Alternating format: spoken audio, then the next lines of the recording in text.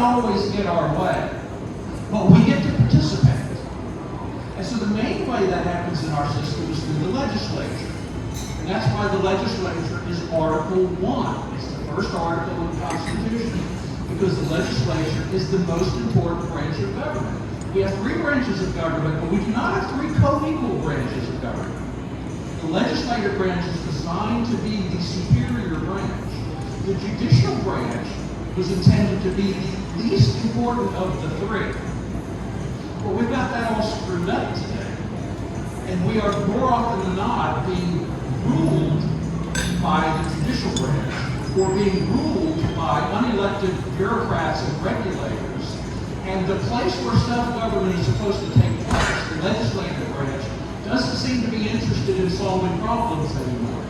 The legislative branch cannot even pass a budget anymore.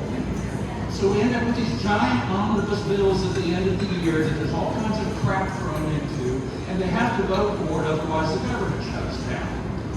So self-government means that we get to have a say in the rules under which we all live. Okay? That applies to changing the Constitution. If the people want to make changes to the Constitution, there is nothing inherently wrong with that. In fact, Article 5, which explains and creates two systems for amending the Constitution. Article 5 is in the original Constitution proper. It's not an amendment. It comes before the Bill of Rights.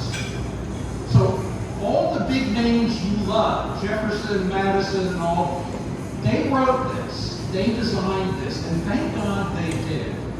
Because they gave us a route for amending the Constitution that does an end run around the federal government. The federal government can't stop it. They can't throw roadblocks in the way. They can't do anything to stop it. So our founders were clever enough to understand that there might come a time in American history where the states had to reassert control. Don't forget that the states created the federal government.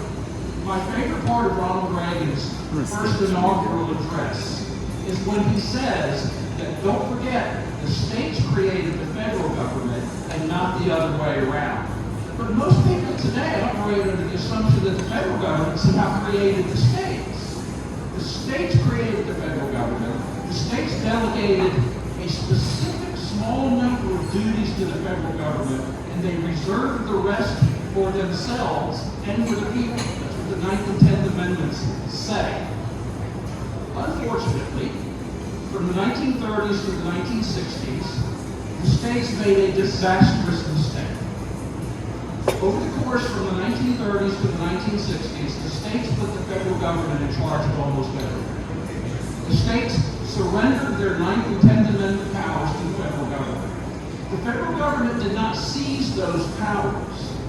The federal government bought them, and the states willingly sold them. The federal government said, we will give you money for transportation, but you have to do things our way. And the states said, gimme. And the federal government said, we will give you money for health care, but there's strings attached. And the states said, bring it on. And the federal government said, we will give you money for education, but you got to do things our way. And the state said, please sir, may I have some more? The states, forgive me, poured themselves out to the federal government.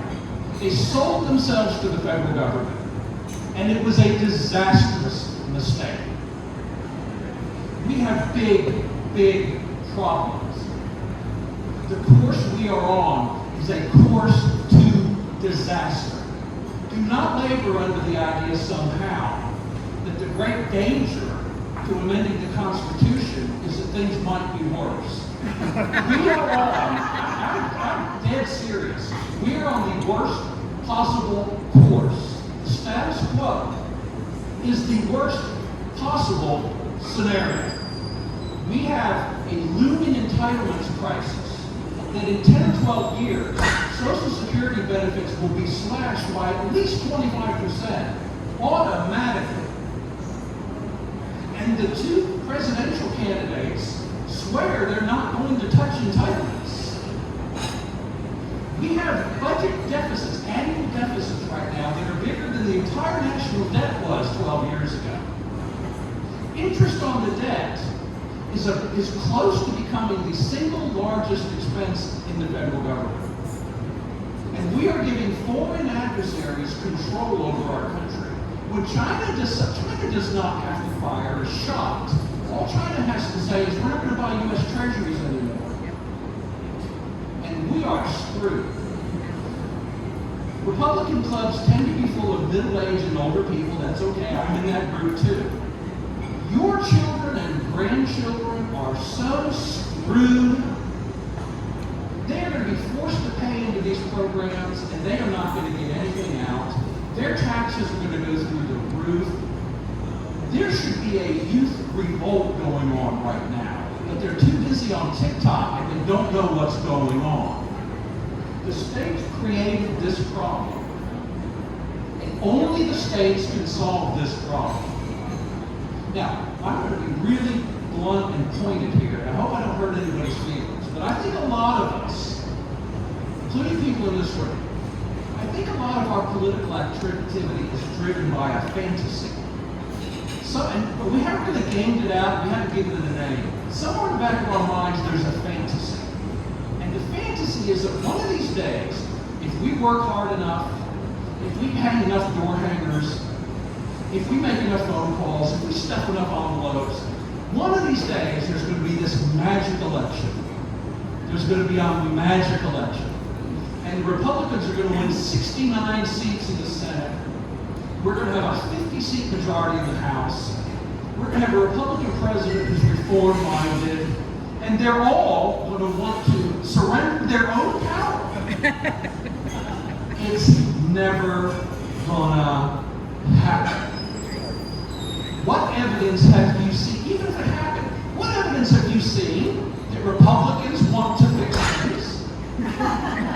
If you're a member of Congress, if you're a Republican member of Congress right now, you spend all your spare time raising money. You have to raise $2-3 million to run for that seat. You served in the state legislature, you worked your way up, you were a county councilman, and then you got elected to the state house, and now you're in Washington.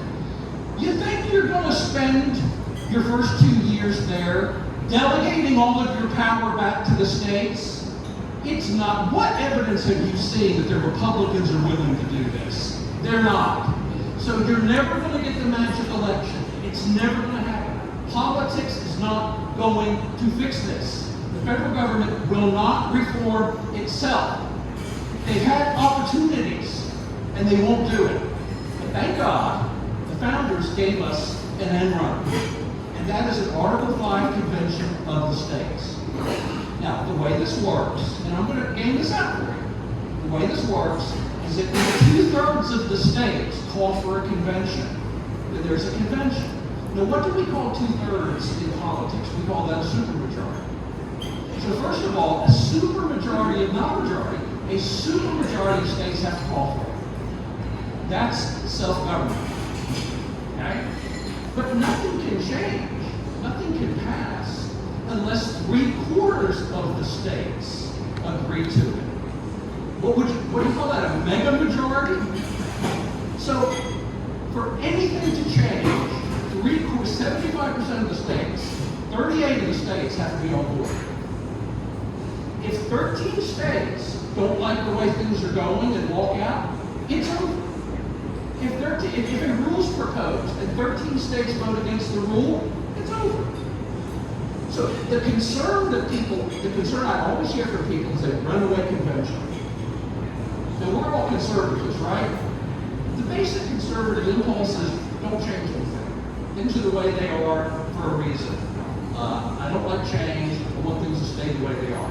I'm not conservative, I'm not criticizing. But we tend to not like change, we tend to not like new things, we tend to not like things we don't understand. I understand that.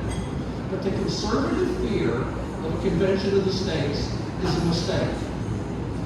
A runaway convention is impossible. It is impossible. Each state is equally weighted. Each state gets one vote. So California has the same power at a convention of the states as Rhode Island does. So California and New York and Washington State and Oregon cannot gang up and run roughshod over everybody else. It's impossible. The concern about a runaway convention is impossible. It cannot happen. Many of you have gone to the Texas GOP convention, right? So what's the first thing you do the first couple of days? It's the rules, right? You debate the rules, right? The same kind of thing would happen at a convention of the states. And for rules proposed that 25% of the states, that 13 of the states don't like, it doesn't pass. It doesn't pass. Now, let me say this. If 75% of the states agree on a change to the Constitution, that's self-government. That's self-government. Okay? That's self-government. It's also a mega majority. Now, let me just be very clear. People are afraid there's a convention of the states, somehow we're going to lose our Second Amendment. Or somehow we're going to lose our religious freedom or something. It can't happen unless 75% of the states want it to happen. Now, I'm not telling you it can't happen because of the rules I think the convention would adopt. I'm telling you it can't happen because the text of the Constitution, the text of Article 5, demands that the states be equally weighted. It demands it, it insists on it. So the fear of a runaway convention, the fear that a handful of liberals could somehow overrun all our precious liberties and freedoms is completely unfounded. A runaway convention cannot happen. Now, you know what probably won't happen? 75% of the states agreeing on anything. So we would be lucky if we could have a convention of the states and accomplish one or two constructive things. We would be lucky. Now, who is it out there that is calling for a convention of the states? Is it Democrats? No. No. Is it blue states? No. No. It is red states. It is Texas. It is Alabama. It is South Carolina. It is Florida. These are the states who have passed the resolutions because these are the states who want to claim some of their power back from the federal government. All of the energy behind the conventions of the states is to take power away from the federal government and return it to the states. That's where all the energy is coming from. So in conclusion, let me just say, politics, we have big problems. And all politics does is tinker around the margins. We will not solve these big problems, and we will not leave a better country to our children and grandchildren unless the states take action, undo the terrible mistake they made, and restore us to a system where the federal government is limited in its power. Only the states can do this. And I have a really cool closing line, and I forgot it. Well, I guess I did. I'm not a person who travels the country trying to sell people on the convention of states. Like I said, this is the first time I've ever talked about it. Now, I'm not on the payroll of some organization or something like that. But I am telling you, we are not, the status quo is a disaster. We are on the disaster timeline now. And the only scenario I can see that has any chance of addressing this is for the states to do what the founders intended for them to do. And that is reclaim their powers and undo the mistakes that they have made. Thank you.